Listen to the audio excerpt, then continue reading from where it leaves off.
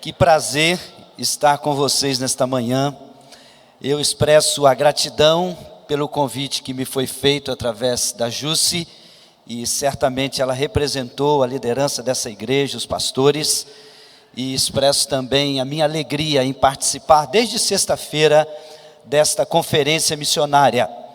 É uma bênção ver e ouvir o que Deus está fazendo através dessa igreja. E é mais do que uma bênção, é um grande encorajamento para nós outros, porque nós podemos fazer muito mais. Conforme o pastor já falou, estou acompanhado por minha esposa, Simone, médica infectologista, missionária. Estamos caminhando juntos na obra missionária já há 26 anos, e tem sido um prazer enorme servir ao Senhor. Eu cheguei aqui no Amazonas, bem novo, cheguei aqui com 24 anos, você vai poder fazer a conta aí da minha idade. Em 1995, solteiro, fui trabalhar na fronteira do Brasil com a Colômbia, com o povo Curipaco. Em 97 nos casamos e fomos juntos trabalhar com o povo Yanomami, na região de Boa Vista, mas já voltando para o estado do Amazonas, e lá servimos durante alguns anos. Atualmente eu sirvo na área de liderança, pastoreio, cuidado de missionários, e minha esposa, como médica, ela é responsável pela saúde física e também emocional e espiritual de missionários, porque é médica, mas também é conselheira bíblica e tem sido ferramenta nas mãos do Senhor. Esse ano, a Missão Novas Tribos do Brasil completa 70 anos de existência.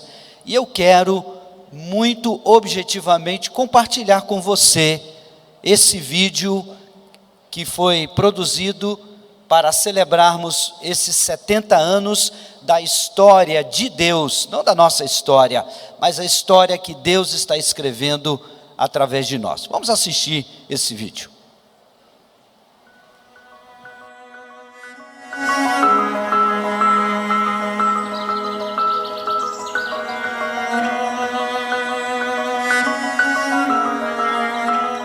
Neste ano de 2023, no dia 15 de agosto, a Missão Novas Tribos do Brasil completa 70 anos de organização missionária no Brasil.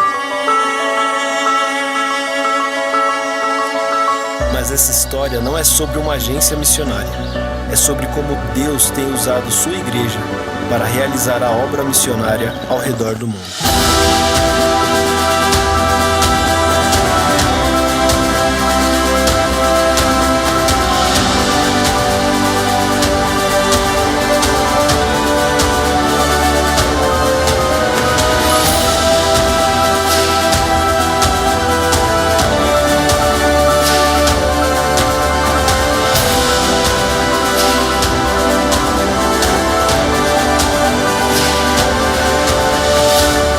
O Senhor trabalha através de pessoas como eu e você, com medos, limitações, angústias, lutas, sonhos, projetos e planos, mas que negaram-se a si mesmos para cumprir a grande comissão. Alguns dos nossos missionários doaram literalmente suas vidas, deixaram marcas para as próximas gerações, homens dos quais o mundo não é digno, deixaram seu legado. E ainda hoje, muitos têm obedecido à ordem do Senhor e cumprido a tarefa de anunciar o Evangelho a todos os povos.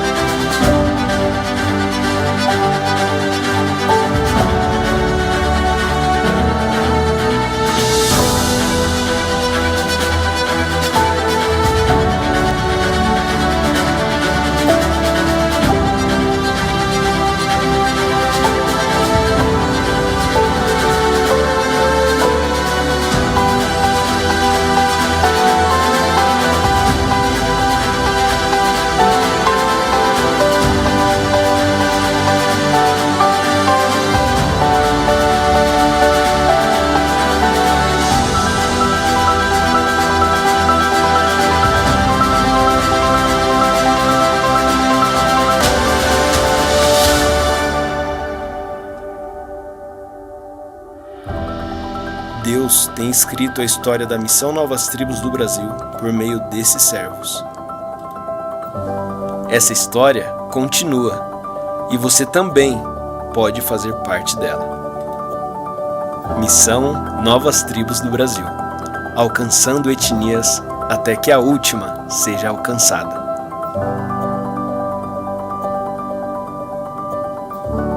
Nós somos cerca de 430 e poucos missionários servindo aqui no Brasil e em alguns outros lugares do mundo, e nós trabalhamos em diversas áreas, executamos inúmeros ministérios, há tantas oportunidades para servir.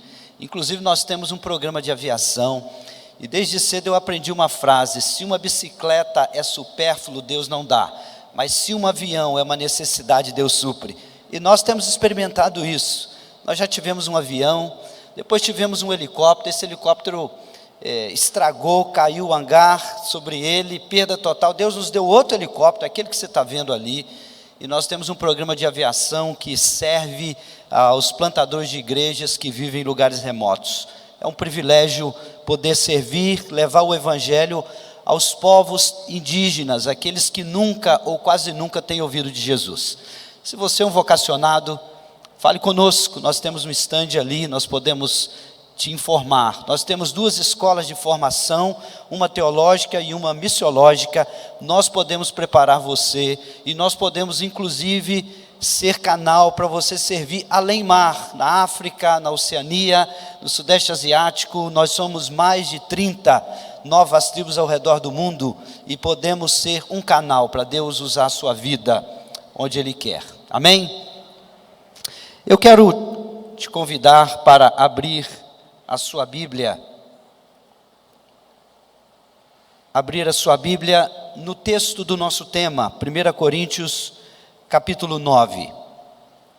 1 Coríntios 9, eu farei a leitura, começando aqui no verso 14. O nosso tema está no verso 16, mas para fazer sentido para você, eu lerei do verso 14 até o verso 17.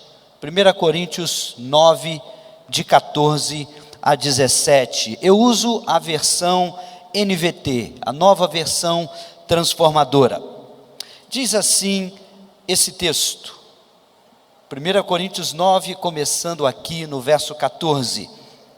Da mesma forma, o Senhor ordenou que os que anunciam as boas novas vivam pelas boas novas. Contudo, nunca usei de nenhum desses direitos. Não escrevo isso para sugerir que desejo agora começar a fazê-lo. De fato, prefiro morrer a perder o privilégio de me orgulhar de pregar sem cobrar nada. Verso 16. E no entanto, não posso me orgulhar de anunciar as boas novas, pois sou impelido por Deus a fazê-lo. Ai de mim, se não anunciar o evangelho. Verso 17, se o fizesse por minha própria iniciativa, mereceria pagamento, mas não tenho escolha. Preste atenção, essa expressão se repetirá ao longo da mensagem. Paulo está dizendo, mas não tenho escolha, pois Deus me confiou essa responsabilidade. Senhor, pela sua graça e pela sua misericórdia, usa minha vida nesta manhã e fale ao coração da tua igreja, em nome do Senhor Jesus, amém. Ai de mim, se não pregar o evangelho. A pergunta é, por que Paulo disse isso? Nós precisamos entender o contexto em que Paulo expressou esta convicção. Ai de mim, se não pregar o evangelho. Uma leitura posterior que você pode fazer, te indicará que do verso 1 até o verso 14 desse capítulo, Paulo está fazendo uma defesa. A defesa do seu apostolado, e nisto também a defesa do seu direito como apóstolo, como trabalhador do Senhor Jesus, o seu direito de receber o sustento ministerial.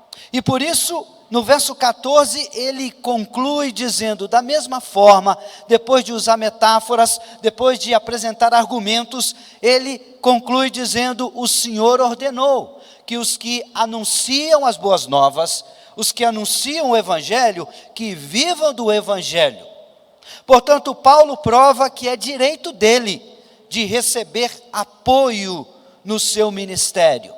Entretanto, aqui no verso 15, ele faz duas declarações. E a primeira é esta: ele diz que nunca havia usado desse direito antes e ele não vai fazer agora.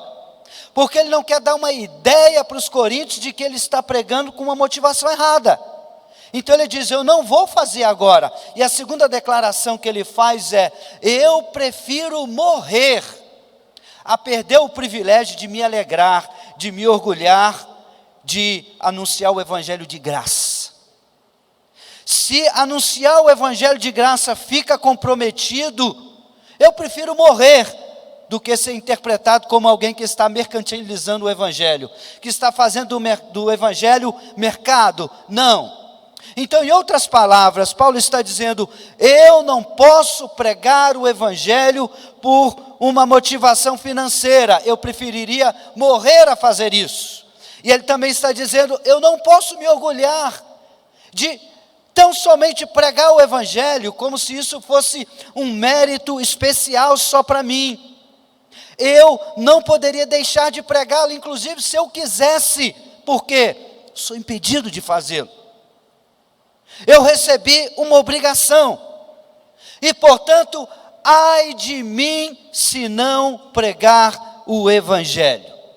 Ai de mim. Vamos entender aqui as implicações do que Paulo falou, e inclusive vamos entender as aplicações disto para você e para mim. Então, essa não é uma mensagem de missões apenas. Essa não é uma mensagem que vai falar dos missionários. Essa é uma mensagem para você e para mim. Essa mensagem fala de você e também de mim. Então eu quero começar destacando esse primeiro ponto. Ai de mim, se não pregar o Evangelho, porque é uma responsabilidade e por isso nós temos uma comissão. Eu vou repetir. Ai de mim se não pregar o Evangelho, porque é uma responsabilidade e, portanto, nós temos uma comissão. Veja que no verso 17, Paulo diz claramente isto.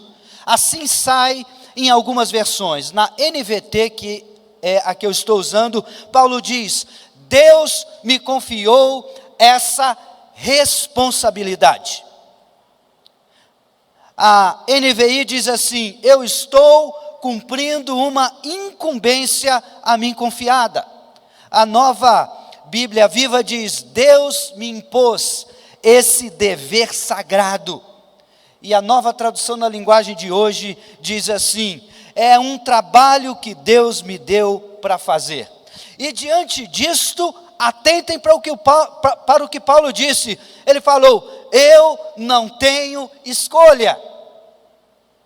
Eu não tenho escolha de pregar ou não o Evangelho, porque foi-me dada por Deus essa responsabilidade. Foi-me dada por Deus esta incumbência. Eu tenho esse dever sagrado. Eu recebi um trabalho para fazer. Portanto, ai de mim, se não o fizer, eu não tenho escolha. Assim a gente entende o ai de mim, porque Paulo tinha a clara convicção de que era uma responsabilidade dada e ele não tinha escolha de não executá-la. Você e eu também temos uma responsabilidade. Você e eu também temos uma comissão. Todos nós fomos comissionados. Quantos aqui já ouviram falar da grande comissão? Levante sua mão, por favor. A grande comissão. Poucas mãos erguidas. Isso vai fazer sentido um pouquinho à frente. Você vai ouvir sobre uma pesquisa. Mas nós temos na palavra de Deus a grande comissão, ou seja, o grande chamamento de Deus. para nós, a grande convocação de Deus para você e para mim. E essa grande comissão, ela está no que chamamos de as 5 versões da grande comissão na Bíblia. Mateus 28, 19 e 20, talvez seja o texto mais conhecido. Marcos 16, 15. Lucas 24, 47. João 20, 21. Atos 1, 8. São as versões diferentes da grande comissão, e todas essas passagens, todos esses textos comunicam uma mesma mensagem. É Jesus falando para você e para mim, para pregar o evangelho a toda criatura, de todos os povos, em todas as nações, até os confins da terra. É uma mensagem comum, única, e essa é a sua e a minha responsabilidade. Nós recebemos esta incumbência, esse dever. Você e eu temos um trabalho para fazer. Essa é a sua e a minha comissão. A nossa responsabilidade tem números, e esses números representam pessoas, não são estatísticas em si, mas revelam vidas preciosas que precisam do cumprimento da sua e da minha responsabilidade, da nossa comissão. Por exemplo, falando do desafio indígena no Brasil, existem 164 etnias indígenas no Brasil consideradas não alcançadas. E destas 164, há 99 consideradas não engajadas. Sabe o que significa isso? Além de não alcançadas, são também não engajadas, porque não há um missionário trabalhando entre eles, não há crentes entre eles, não há igrejas entre eles, não há nenhum esforço de evangelização, de plantio de igreja entre essas quase 100 etnias indígenas no nosso país. São números alarmantes. Há milhares, eu disse, milhares de comunidades ribeirinhas aqui na região norte, ainda sem o alcance do evangelho. Pessoas vivendo, crescendo e morrendo sem conhecer o Salvador. 1/3 do mundo ainda não ouviu o evangelho. Quase 3 bilhões de pessoas ainda não foram alcançadas pelo evangelho. Eu estou falando de pessoas que praticamente nunca ouviram do nome doce e sublime de Jesus Cristo. E dos mais de 16 mil povos etnolinguísticos no mundo, ainda mais de 6 mil desses povos que ainda também não foram alcançados. O nosso desafio tem números, e esses números falam de pessoas. E a grande pergunta é: para quem é a grande comissão? Ou de quem é a responsabilidade de pregar o evangelho? É dos missionários apenas? É dos pastores apenas? É dos obreiros, dos evangelistas? Será que existe mesmo um grupo seleto, uma força-tarefa dentro da igreja, um grupo que representa a elite espiritual, e a grande comissão e a responsabilidade é desse grupo, dessas pessoas? É óbvio que não. E como parte de uma igreja missionária, você sabe que não, mas existem milhares de cristãos que não entendem isto. Não entendem que a comissão é pessoal, não entendem que a responsabilidade é de cada um. A grande comissão foi dada para a igreja de Jesus Cristo. Então escute bem: se você é salvo em Jesus Cristo, então esta é a sua responsabilidade. Você está debaixo desta comissão, desse grande chamado, dessa grande ordem que o Senhor Jesus deu. E você e eu, então, também podemos dizer como Paulo: ai de mim, se não pregar o evangelho. A grande comissão é a ordem que Jesus deu para a sua igreja. Se você é igreja no Senhor Jesus, então essa é a sua responsabilidade, essa é também a sua comissão. E a nossa comissão é fazer o evangelho conhecido aqui e até os confins da terra. E todos os crentes deveriam conhecer e viver a grande comissão. Irmãos, a grande comissão não é apenas uma estratégia. Ela é também. Ela não é apenas uma grande ideia. Ela é também. Mas a grande comissão é muito mais do que isso. A grande comissão é um estilo de vida. Onde quer que você e eu estejamos, nós devemos testemunhar de Jesus. E nós devemos criar condições para que esse evangelho chegue até os confins da terra. Mas escute isso. Uma pesquisa foi feita alguns anos atrás entre igrejas americanas. E o resultado dessa pesquisa é assustador. A pergunta dessa pesquisa foi simples. E a pergunta foi: você já ouviu da grande comissão? Está na Bíblia, eu já mencionei. Eu já expliquei. E a pergunta foi para inúmeros crentes de várias igrejas americanas: você já ouviu da grande comissão? 6% responderam: eu não tenho certeza. 17% responderam: sim, eu já ouvi, e eu sei e posso explicar. 17%. 25% responderam: sim, eu já ouvi, mas eu não posso lembrar do significado. E 52% responderam: não, eu não sei nada sobre a grande comissão. E se a gente fizer um resumão aqui, nós chegaremos a essa conclusão: 82% dos crentes entrevistados não sabem ou não entendem o que é a grande comissão. E diante desse número nós podemos dizer assim: ai de nós, porque nós não estamos conscientes de uma responsabilidade clara, de uma incumbência que nos foi dada. Todo crente precisa saber que nós temos a responsabilidade de pregar o evangelho, começando aqui onde nós estamos e indo até os confins da terra. Meus irmãos, nós devemos, como indivíduos e como comunidade local de cristãos, pregar o evangelho onde nós estamos, onde nós podemos alcançar, porque todos nós somos testemunha. Mas onde nós não podemos ir como comunidade local de cristãos, onde nós não podemos chegar, sabe qual é a estratégia da missão?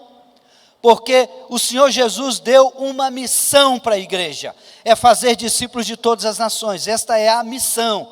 E qual é a estratégia da missão? É missões.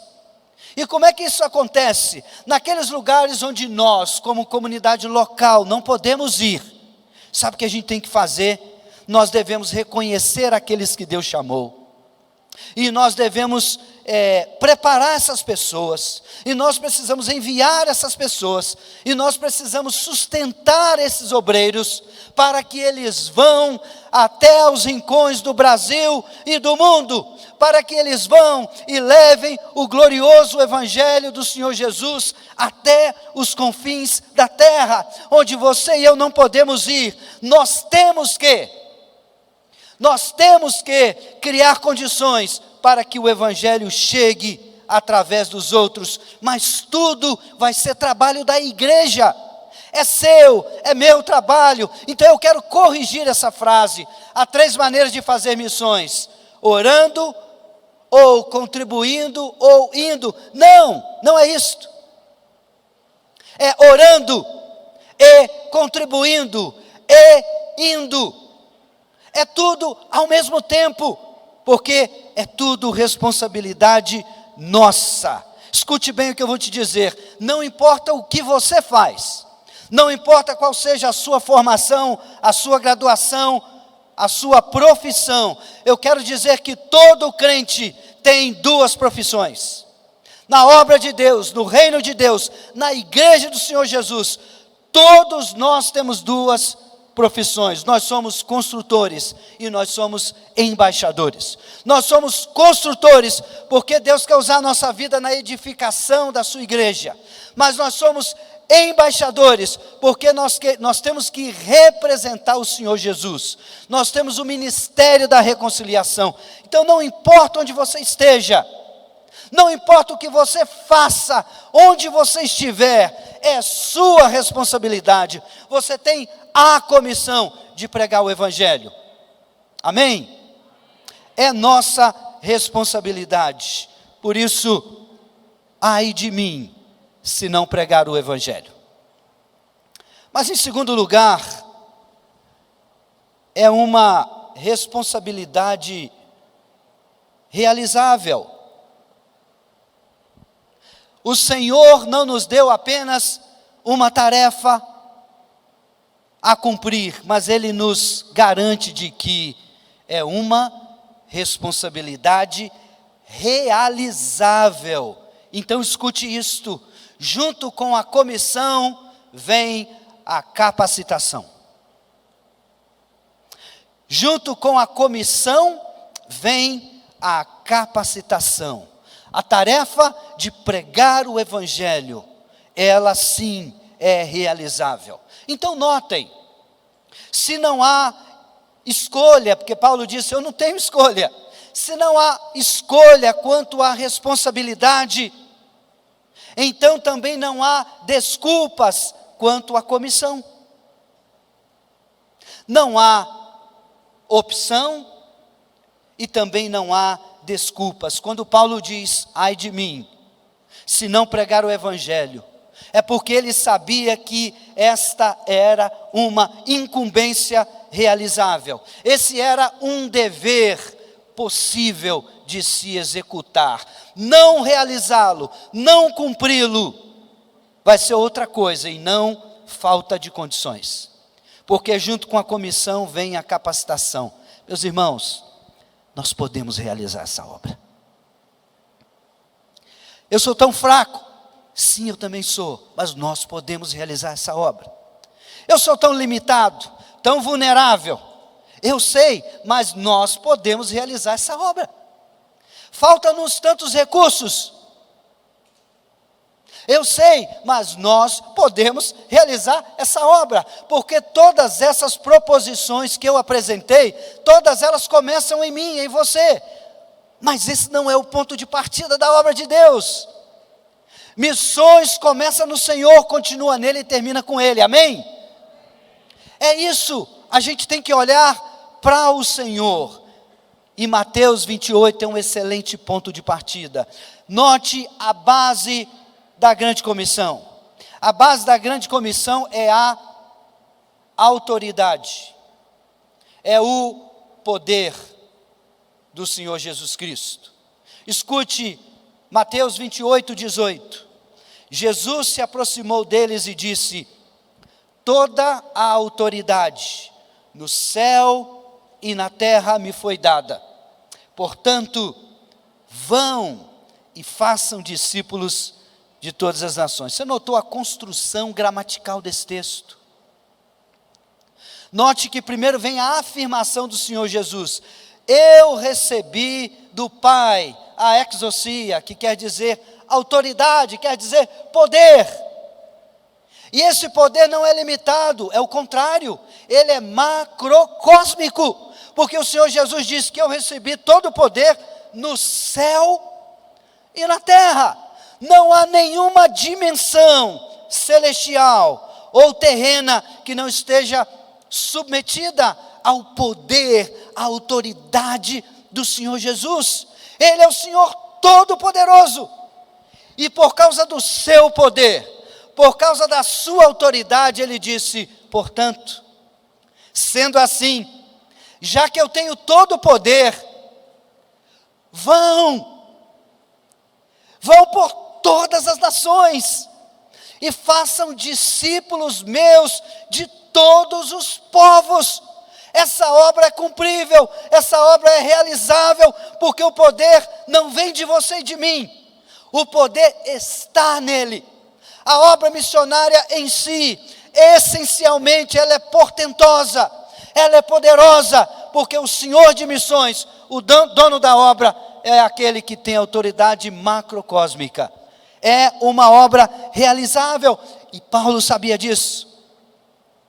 Paulo sabia disso. Escute o que Paulo escreveu aqui em Romanos, no capítulo 15.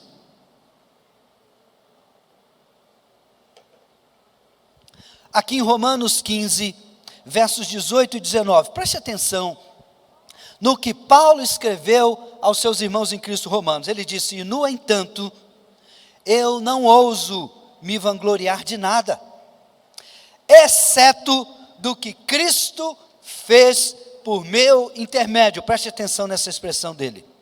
Exceto o que Cristo fez por meu intermédio, a fim de conduzir os gentios a Deus, por minha mensagem e pelo meu trabalho, convencendo-os pelo poder de sinais e maravilhas, e pelo poder do Espírito de Deus. Aí ele inicia o verso 19 dizendo: assim como ele acabou de dizer que ele foi instrumento, que Cristo fez por seu intermédio, mas foi pelo poder do Espírito Santo.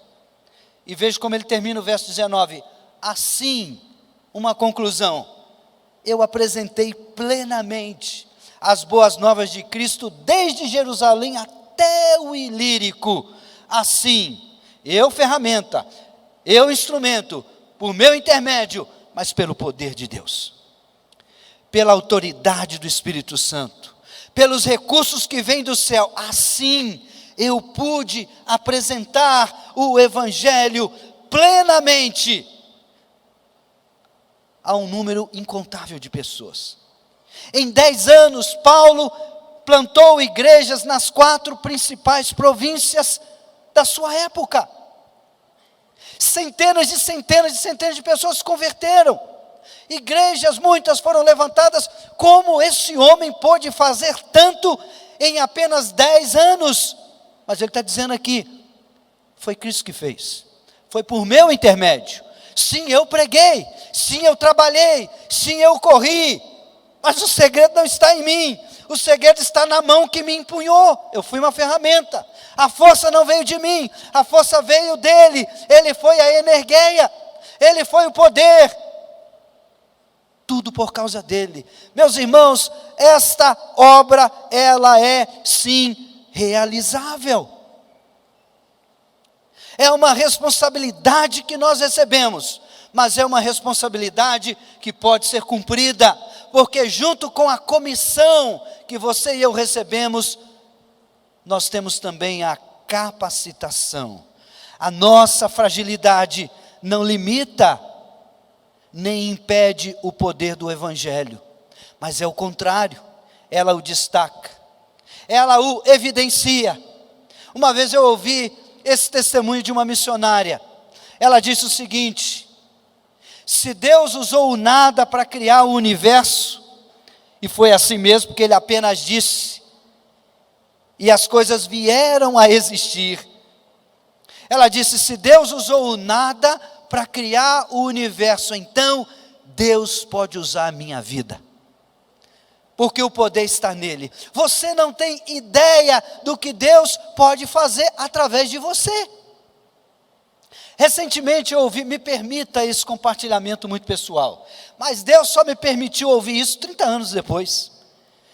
Mês passado eu estava em Águas de Lindóia, participando de um congresso, e lá eu encontrei um amigo da minha cidade, do interior do Rio de Janeiro, hoje pastor, e foi um prazer revê-lo, reencontrá-lo. E ele me disse: Serginho, eu quero te dizer um negócio.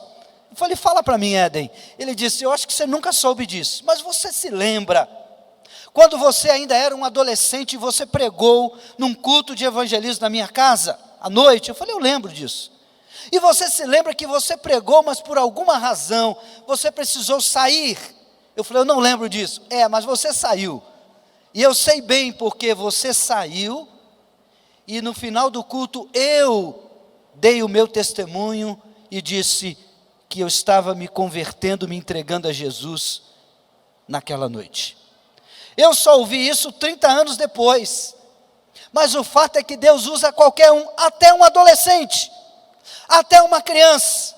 Você não tem ideia do que Deus pode fazer através da sua vida. Eu passei por Tabatinga ano passado, estava indo para a Colômbia, e um pastor me convidou para pregar na sua igreja num culto de quarta-feira. E ele me pediu para falar sobre missões. E eu preguei uma mensagem simples, vamos dizer assim. Era um culto de quarta-feira sobre missões.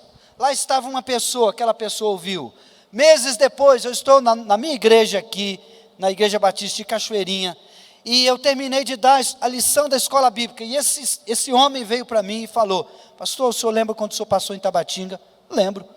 O senhor lembra de mim? Eu falei: não. Ele falou: eu estava lá, eu ouvi o senhor pregar, e eu estava numa crise espiritual profunda, eu estava longe do ministério, mas Deus usou o que o senhor falou, Ele alcançou o meu coração, eu já estou de volta, eu tenho um ministério com crianças, e eu estou aqui em Manaus para isso. A gente não sabe, e a gente nem precisa saber, a gente só precisa ter certeza que Deus, apesar de você e de mim, o poder é dEle, a capacidade dEle, e Ele vai usar a sua e a minha vida, para Ele realizar a obra dEle. No final, quando a gente estiver diante dEle, nós vamos poder dizer: Senhor, apesar de nós, apesar da nossa limitação, apesar de nossas fraquezas, apesar de nossa vulnerabilidade, apesar de nossas dificuldades, nós cumprimos a responsabilidade. Nós realizamos a comissão, mas isso nós sabemos, Senhor, foi unicamente por causa da sua graça capacitadora, foi unicamente por causa do poder do seu Espírito que atuou em nós e se manifestou através de nós. Junto com a responsabilidade vem a comissão, e junto com a comissão vem a capacitação. Sim, nós podemos dizer como Paulo: Cristo pode fazer por nosso intermédio. Amém, irmãos? Eu quero terminar. Eu quero caminhar para a última consideração nessa manhã, que na verdade é uma conclusão. E é uma conclusão sobre tudo o que falamos, expressa através de um episódio na palavra de Deus. Eu vou ilustrar isso, mas pense comigo.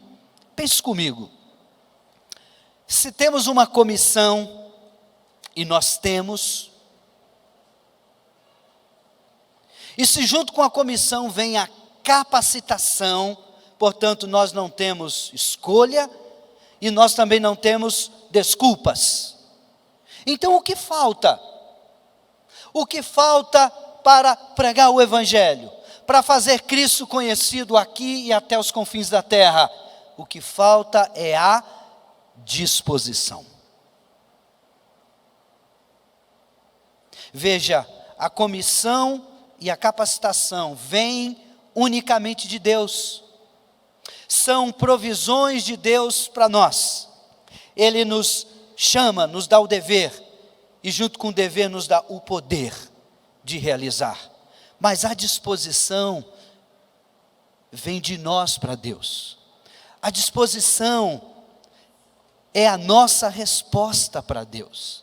E quando eu falo de disposição, eu estou dizendo de se entregar para Deus. Eu estou falando de se envolver. Eu estou falando de se comprometer. Eu estou falando de vestir a camisa do Evangelho, e não apenas vestir a camisa, mas de vestir e suar essa camisa. Eu estou falando de estar livre, de estar pronto, de estar disponível e desejoso de fazer o que Deus nos entregou para fazer, de não ser um crente secreto, escondido, mas ser um embaixador que representa Cristo com ousadia, com coragem, com intrepidez no cumprimento da responsabilidade. Na disposição está a intenção. Na disposição está a vocação. está a visão, está mais do que isso, está o coração. E porque está o coração, então na disposição está sobretudo a obediência. Ou seja, temos uma responsabilidade, não temos escolha, é o que Paulo disse. Nós temos a capacitação, então nós não temos desculpa, só nos resta obedecer. E eu quero então fechar, ilustrando com o episódio da primeira multiplicação dos pães e dos peixes. Você vai ver que esse episódio, essa história real, ela ilustra bem tudo que nós falamos aqui. O texto que eu vou me referir é o de Marcos capítulo 6, do verso 32 ao 42. Você conhece essa história, eu sei. O Senhor Jesus olha para a multidão, ela é enorme, ela é gigante, e o seu coração dói, ele tem compaixão, e ele diz para os seus discípulos: olha, veja essa multidão, é como ovelhas que não têm pastor. E a Bíblia diz que Jesus então passou a ensinar-lhes muitas coisas. Note que o combustível da pregação é a compaixão. Primeiro o coração dele doeu, e porque doeu ele pregou. Aí então os discípulos chegam para ele e lhe dão uma ideia. Os discípulos dizem: Senhor, vamos fazer o seguinte, vamos despedir essa multidão, vamos mandá-los embora, para que eles vão pelos povoados e vilas, para que eles comprem para si o que comer. Em outras palavras, para que eles resolvam o seu problema, Senhor. Vamos mandá-los embora. Essa foi a ideia dos discípulos. Mas o Senhor Jesus não aceita essa ideia. E no verso 37 Jesus diz: não, ao invés de mandá-los embora,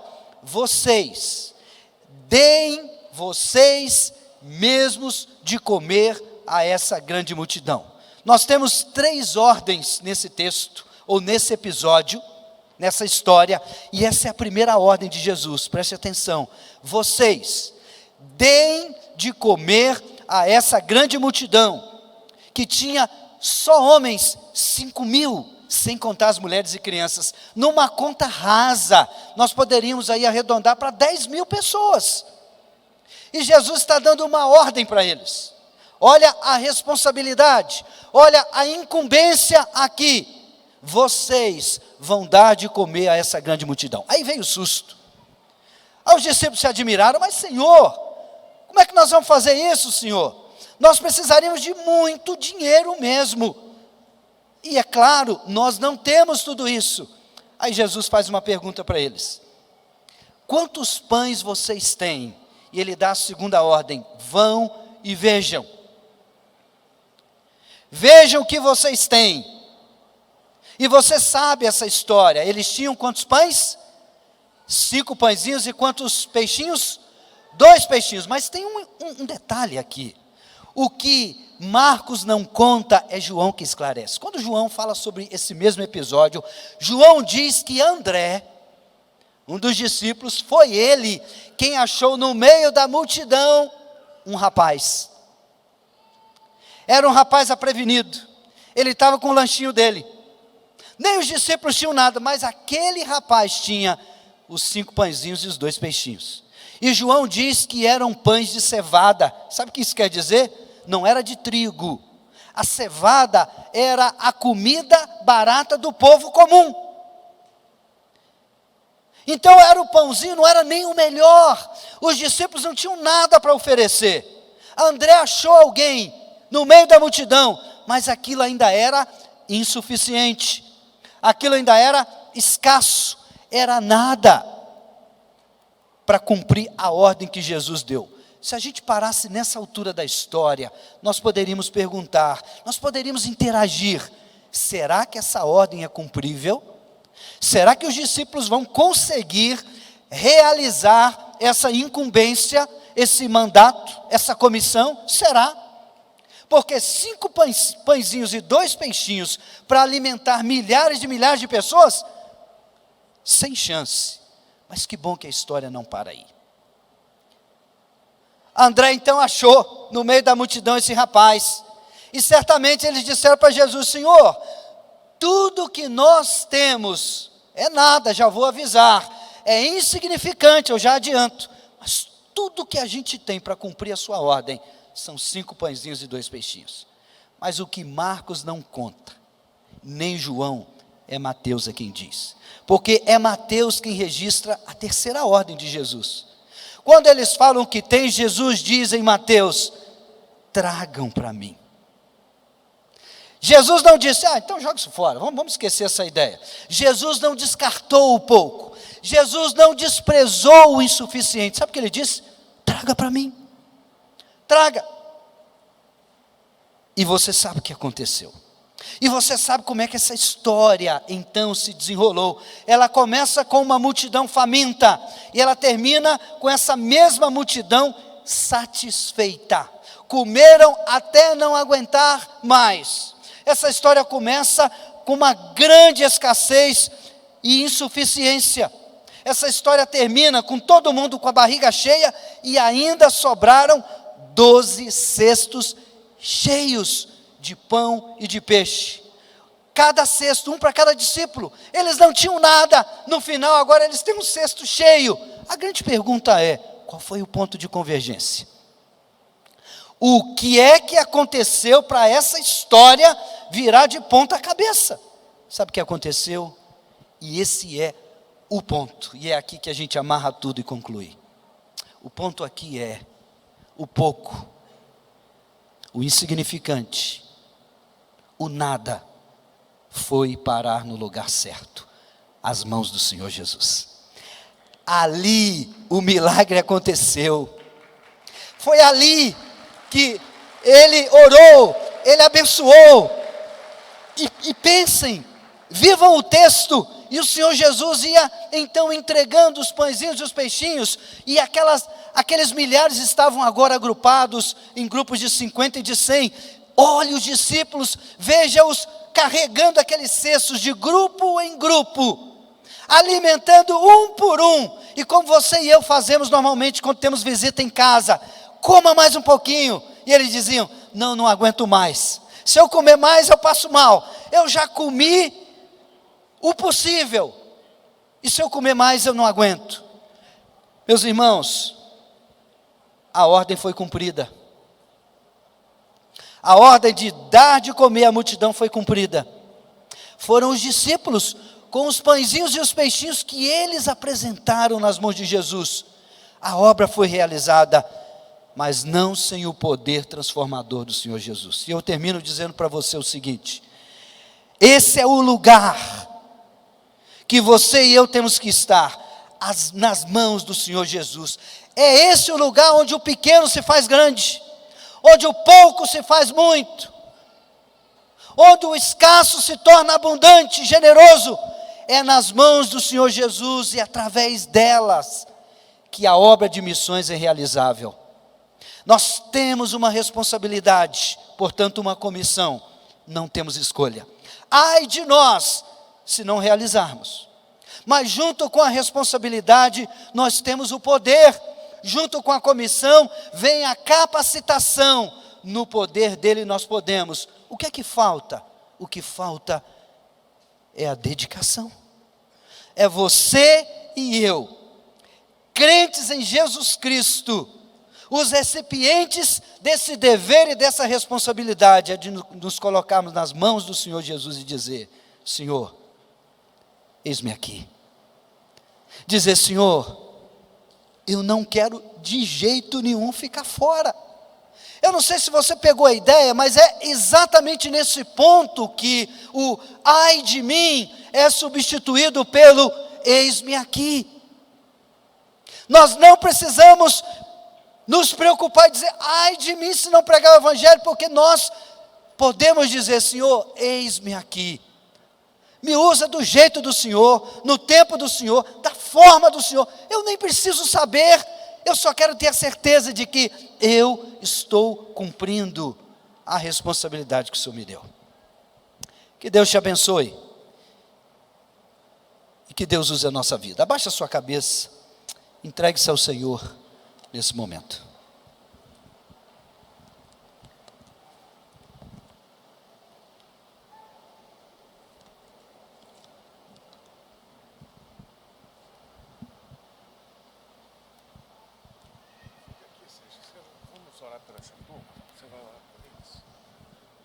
Continue com sua cabeça curvada diante de Deus. O pastor Sérgio vai orar. Conferência de missões sem oração de dedicação, fica faltando alguma coisa. Há muitos anos, como eu já disse aqui, eu tomei essa atitude e desde lá o Senhor me marcou para esse trabalho, do qual eu não consigo me desvencilhar. E se você nessa manhã, você também tem convicção de que precisa colocar esses pães e peixes nas mãos de Deus, eu quero que você se levante onde você está e fique aí onde você está. Você não vai precisar vir aqui na frente. E o pastor Sérgio vai estar orando por você. Você vai estar dizendo: Senhor, eis-me aqui. Eis-me aqui. Pode levantar-se onde você está. E continue em oração diante de Deus. Roberto, então. Diga: Senhor, eis-me aqui, Senhor. É pouco, é quase nada, mas o Senhor tem colocado algo tão grande dentro do meu coração que eu não sei explicar. E esse algo tão grande que o Senhor tem colocado dentro de mim é algo que eu não consigo viver sem. O Senhor está aqui. Eu quero colocar diante de Ti hoje. Eu quero entregar nas Tuas mãos hoje. Eis-me aqui, Senhor.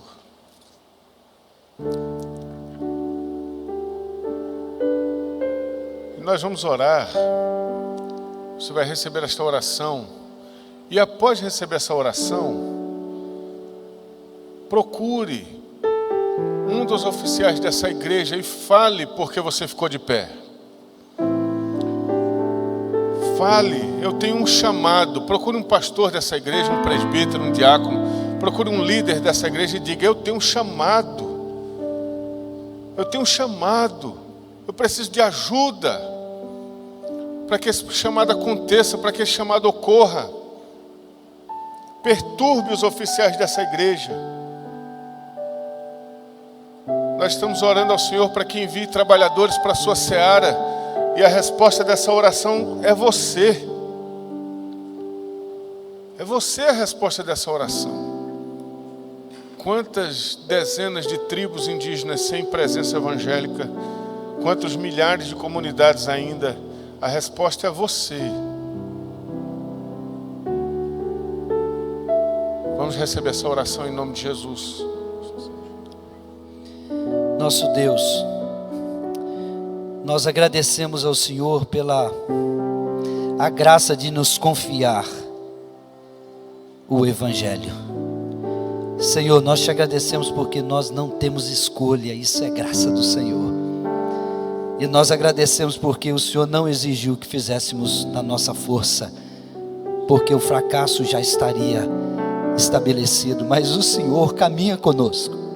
É o Senhor quem fortalece o nosso coração, é o Senhor quem dá força às nossas mãos, é o Senhor quem dá visão aos nossos olhos, é o Senhor quem nos toca, é o Senhor quem nos desperta. Muito obrigado, Senhor, porque nós temos o privilégio de ser parte desta obra que o Senhor faz. E eu quero te agradecer pelos corações que o Senhor tocou nesta manhã. Senhor, obrigado porque a sua palavra fala conosco. Obrigado porque o Senhor, pela ação do seu Espírito, fala conosco. Obrigado, Senhor, pelo povo do Senhor aqui. E por esses irmãos que, em obediência ao que o Senhor lhes comunicou, eles se destacam, ficando de pé e dizendo: Senhor, conta comigo.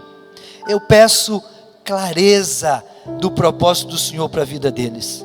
Eu peço a direção clara do Senhor para os seus corações. Talvez muitos aqui, Senhor, sejam profissionais, estão entendendo que devem ser mais intencionais, mais comprometidos com o testemunho, onde o Senhor os plantou, em escolas, em hospitais, em repartições públicas, em inúmeros lugares. Senhor, use essas pessoas, use esses irmãos em Cristo, cada um deles, dê ousadia, dê intrepidez, dê coragem, dê sabedoria para eles e dê desejo, entusiasmo, empolgação com o Senhor, com a verdade do Senhor. Usa a boca deles, Senhor, para que Cristo seja conhecido onde o Senhor tem colocado os seus. Mas certamente alguns também estão de pé, Senhor, nessa manhã, porque entendem que tem uma vocação, que o Senhor tem lhe chamado para uma obra específica. Senhor, guarde o coração desses meus irmãos e assegura-lhes, ó Deus, dia a dia, que eles não têm nada a perder ao se entregarem totalmente ao Senhor, porque na verdade eles já ganharam tudo.